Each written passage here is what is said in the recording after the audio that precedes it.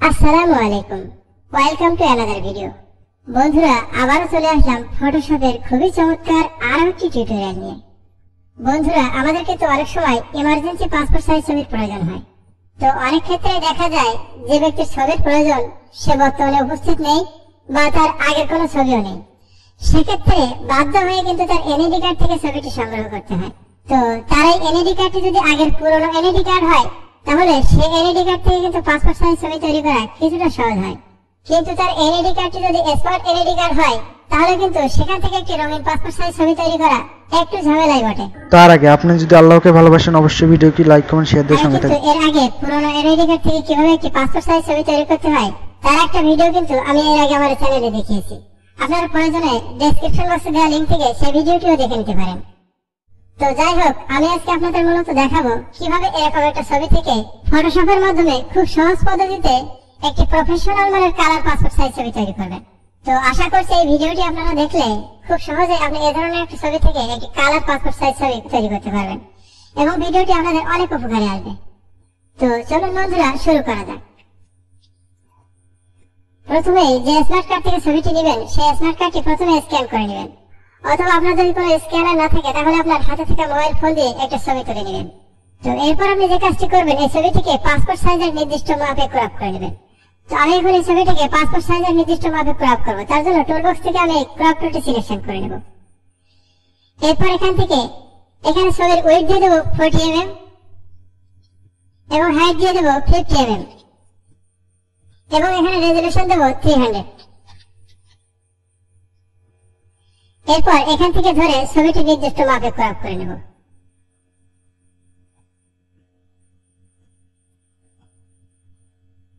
আমি এতটুকু অংশ সিলেকশন রেখে কিবোর্ড থেকে এন্টার প্রেস করব। তো দেখুন, এখন কিন্তু ছবিটি পাসপোর্ট সাইজের নির্দিষ্ট মাপে ক্রপ হয়ে গিয়েছে। তো একটি সাদা কালো ছবিকে কালার করতে হলে প্রথমে এর মুডটা দেখে নিতে হবে। এর মুডটা অবশ্যই RGB মোডে থাকতে হবে। তো সেটা দেখার জন্য এখান থেকে এই যে ইমেজ থেকে এই যে মুডে একটা ক্লিক করবেন। এখান থেকে দেখবেন গ্রাস্কেল মুডে আছে না RGB মুডে আছে। আমার এই ছবিটা কিন্তু RGB মুডে আছে। যেহেতু স্মার্ট কার্ডের অন্যান্য অংশগুলো কালার ছিল তাই কিন্তু এটা RGB মুডে আছে। তো আপনার কোনো সাদা কালো ছবি যদি এখান থেকে গ্রাস্কেল মুডে থাকে তাহলে সেটাকে কালার করার জন্য এখান থেকে অবশ্যই RGB মুডটি সিলেকশন করে দিবেন। এখন আমি এই ছবির যে ব্যাকগ্রাউন্ড লেয়ারটি আছে এই লেয়ারটিকে একটি কপি করে নেব। তার জন্য এই ব্যাকগ্রাউন্ড লেয়ারটি এভাবে মাউস ড্র্যাগ করে এই ক্রিয়েট এ নিউ লেয়ারে ছেড়ে দেব। দেখুন, এখানে ব্যাকগ্রাউন্ড লেয়ারটি একটি কপি তৈরি হয়েছে। এখন আমি টুলবক্স থেকে এই যে হিলিং ব্রাশ টুল, এই হিলিং ব্রাশ টুলের উপর মাউস চেপে ধরলে এখানে দেখতে পাবেন অনেকগুলো টুলস। এখান থেকে আমি স্পট হিলিং ব্রাশ টুল, এই স্পট হিলিং ব্রাশ টুলটি সিলেকশন করে নেব। এরপর প্রথমে এখান থেকে মোড অপশন থেকে আমি কালার মোডটি সিলেকশন করে নেব। ব্রাশের সাইজটা একটু বড় করে নেব। তার জন্য আমি কিবোর্ড থেকে রাইট থার্ড ব্র্যাকেট কিটা প্রেস করব।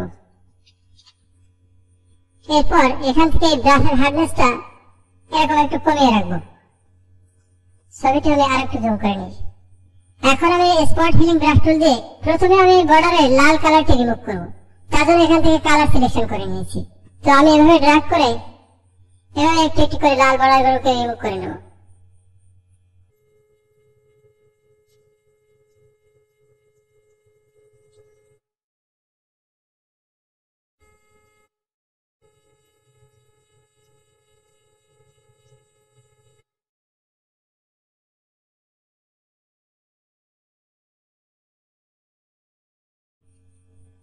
তো আমি ছবির ভিতর থেকে মোটামুটি সব লাল কালার গুলো রিমুভ করে নিয়েছি।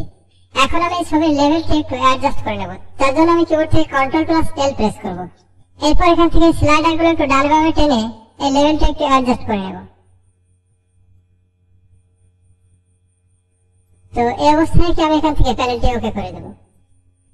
এরপর আমি এই উপরের কপি করা ব্যাকগ্রাউন্ড লেয়ারটি থেকে আরো একটি কপি তৈরি করে নেব। তার জন্য এই লেয়ারটি ড্র্যাগ করে এই ক্রিয়েট এ নিউ লেয়ার আইকনে ছেড়ে দেব। আমি নিচের এই ব্যাকগ্রাউন্ড লেয়ারটি আপাতত হাইড করে রাখবো। এরপর আপনারা যে কাজটি করবেন সেটা হলো স্পট হিলিং ব্রাশ টুলের এখান থেকে এই যে মুডটি আছে এই মুডটিকে চেঞ্জ করে কালার থেকে নরমাল করে দিবেন। আমি এখান থেকে এই মুডটি নরমাল করে দিচ্ছি। এরপর এখান থেকে এই যে বর্ডার গুলো দেখা আছে এইগুলোকে এভাবে রিমুভ করে দেব। আমি এই বর্ডার গুলো কিন্তু একবারে রিমুভ করে দিতে পারতাম, কিন্তু সেক্ষেত্রে কিন্তু আমার ছবিটা এতটা স্মুথ হতো না।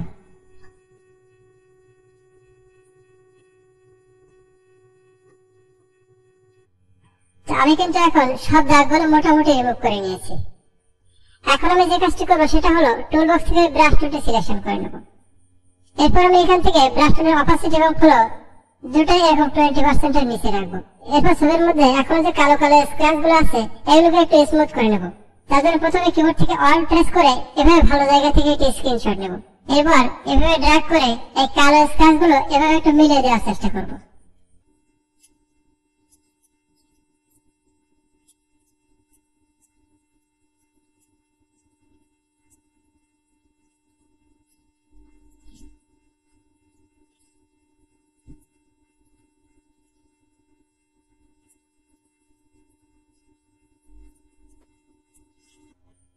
তো মোটামুটি ছবি থেকে স্ক্র্যাচ গুলো আমি পরিষ্কার করে নিয়েছি। তো এখন আমি যে কাজটি করবো এই ছবির ফেসের মধ্যে একটা কালার দেবো। তো কালার দেওয়ার জন্য এখান থেকে যে ব্রাশ টুলে একটা ক্লিক করলে এখানে দেখতে পাবেন অনেকগুলো টুল আছে। এখান থেকে এই যে দেখুন কালার রিপ্লেস টুল, এই কালার রিপ্লেস টুলটি আমি সিলেকশন করে নেব। এরপর এখান থেকে ফরগ্রাউন্ড কালার বক্সে একটা ক্লিক করে আমি এখান থেকে একটা কালার চয়েস করে নেব। তো আগে থেকে আমি একটা কালার কোড এখানে চয়েস করে রেখেছি, আমি সেই কালার কোডটি এখানে বসিয়ে দেব। এই কালার কোডটি দিয়ে আমি এখান থেকে প্যানেলটি ওকে করে দেব। এরপর এই কালার রিপ্লেস টুলের অধীনে উপরে যে অপশনগুলো আছে এখান থেকে এই মাঝখানের টুলটি সিলেকশন করব। এরপর এখান থেকে হার্ডনেসটা একেবারে এরকম 0 করে রাখবো এবং এখান থেকে মুডটি কালার রাখবো। এরপর এই টুলটি দিয়ে এই ফেসের উপর এভাবে আস্তে আস্তে ব্রাশ করব।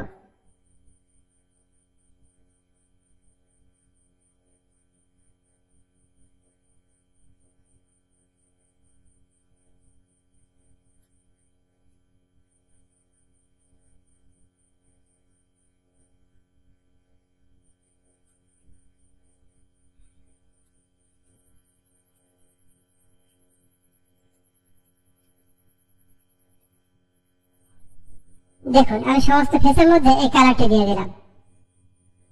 এখন আমি এর ঠোঁটের মধ্যে অন্য আরেকটি কালার দেব। তো আমি ছবিটিকে একটু জুম করে নিই। তো কালার দেওয়ার জন্য প্রথমে ঠোঁটটিকে সিলেকশন করে নিতে হবে। তো সিলেকশন করার জন্য আমি টুল বক্স থেকে এই পেন টুলটি সিলেকশন করে নেব। এরপর এখান থেকে আস্তে আস্তে এভাবে ঠোঁটটিকে সিলেকশন করে নেব।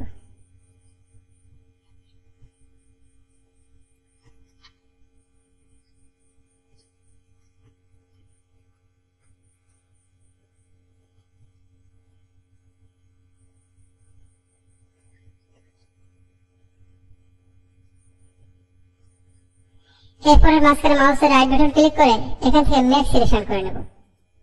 এখান থেকে আমি ফেদার রেডিয়াসটা 1% রেখে এখান থেকে ওকে করে দেব। এখন আমি ঠোঁটের মধ্যে যে কালারটি দেব সেটা আমি এখান থেকে সিলেকশন করে নেব। তো ফরগ্রাউন্ড কালার থাম্বনেইলের উপরে ক্লিক করে এখান থেকে আমি আবারও একটা কালার কোড দিয়ে দেব। আমি এখানে আরেকটি কালার কোড দিয়ে দিচ্ছি। এই কোডটি এখানে দিয়ে আমি এখান থেকে প্যানেলটি ওকে করে দিচ্ছি। এরপর আমি এখান থেকে আবারও কালার রিপ্লেস টুলটি সিলেকশন করে নিয়ে এই ঠোঁটের উপর এভাবে আস্তে আস্তে ড্র্যাগ করব।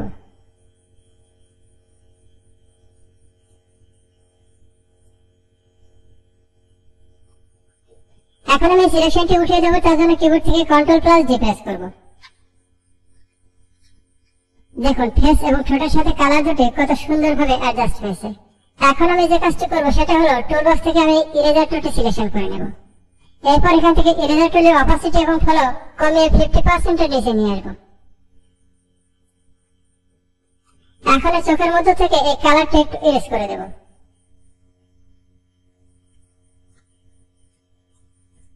এবং এখান থেকে ভ্রুর উপর থেকেও কালারটা একটু ইরেজ করে দেব।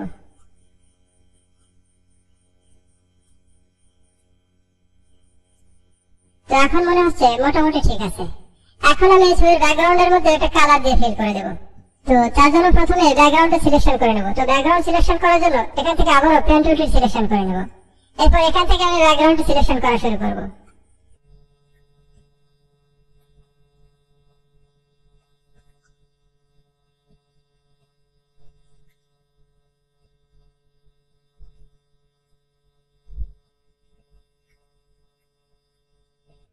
এরপর আমি এখান থেকে এটিকে বাইরে দিয়ে এভাবে সিলেকশন করে নেব।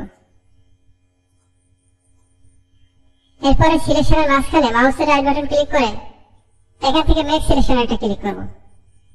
এরপর আবার এখান থেকে ফেদার রেডিয়াস 1 রেখে এখান থেকে ওকে করে দেব।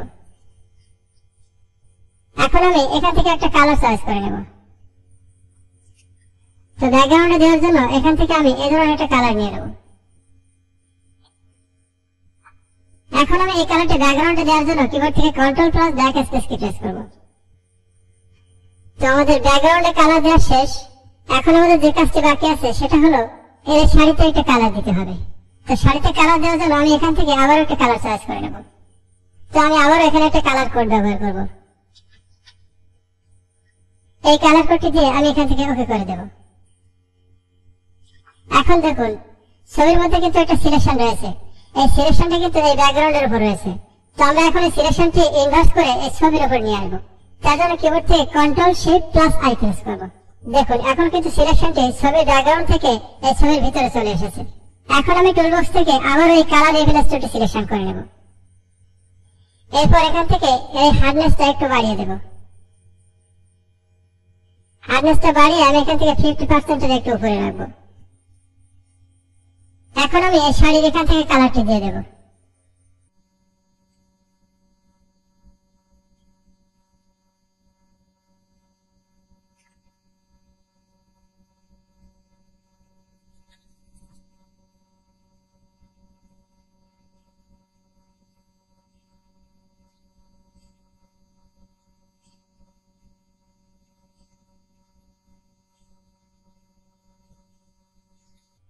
তো আমি এখন ছবির সমস্ত শাড়ির মধ্যে কালারটি দিয়ে দিলাম। আমি এখন এই সিলেকশনটি উঠিয়ে দেবো। তার জন্য কিবোর্ড থেকে কন্ট্রোল প্লাস জি প্রেস করব। এখন আমি এই ছবির চুলগুলো একটু কালো করে দেব। তার জন্য আমি টুলবক্স থেকে এই যে বার্ন টুল, এই বার্ন টুলটি সিলেকশন করে নেব। এরপর এখান থেকে এভাবে ড্র্যাগ করে চুলটা একটু কালো করে দেব।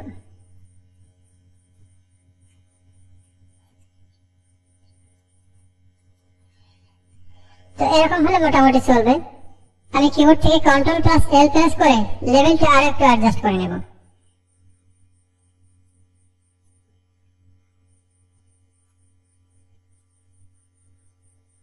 তো এই অবস্থায় রেখে আমি এখান থেকে ওকে করে দেব। এখন আমি উপরের দুটি লেয়ার একত্র করে দেব। তার জন্য কিবোর্ড থেকে কন্ট্রোল প্লাস ই প্রেস করব। তো দেখুন বন্ধুরা এখন কিন্তু এই ছবিটি একটি প্রফেশনাল মানের কালার পাসপোর্ট সাইজ ছবিতে পরিণত হয়েছে। দেখুন ছবিটি সাদা কালো অবস্থায় কেমন ছিল।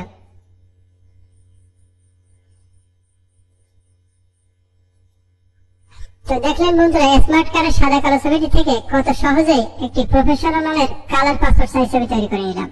তো ভিডিওটি দেখে যদি আপনি সামান্য পরিমাণ হলেও উপকৃত হয়ে থাকেন তাহলে অবশ্যই ভিডিওতে একটি লাইক দিয়ে আপনার বন্ধুদের মধ্যে শেয়ার করে দিবেন। আর এই ধরনের ভিডিও আরো পাওয়ার জন্য আমার চ্যানেলটিকে সাবস্ক্রাইব করে পাশের বেল আইকনটি অন করে রাখবেন। তো আজ এ পর্যন্তই, কথা হবে আবারও নতুন কোনো টিউটোরিয়ালে। সে পর্যন্ত ভালো থাকুন। আল্লাহ হাফেজ।